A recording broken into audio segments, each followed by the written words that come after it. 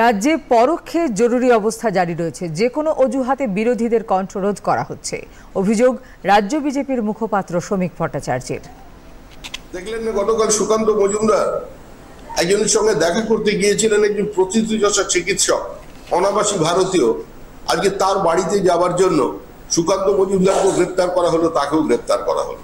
তো যে রাজ্যে কেন্দ্রীয় মন্ত্রীর কারোর সঙ্গে দেখা করার অধিকার নেই, সে রাজ্যে গণতান্ত্রিক ব্যবস্থা আছে না সেখানে একটা জরুরি অবস্থা চালু হয়েছে না এটা একটা পুলিশ স্টেট, এটা নিয়ে তো সবাই বিভ্রান্তিতে ভুগছে। মানুষ আমাদের গলি থেকে রাজপথ প্রশ্ন তো একটাই, এই সরকারটাকে কেন টিকিয়ে রেখেছে? আমাদেরও প্রশ্ন আছে। এখন এই সমস্ত প্রশ্নের উত্তর একমাত্র দিতে পারেন পশ্চিমবঙ্গের রাজ্যপাল। এটা বিজেপি দপ্তর থেকে আপনি পাবেন না।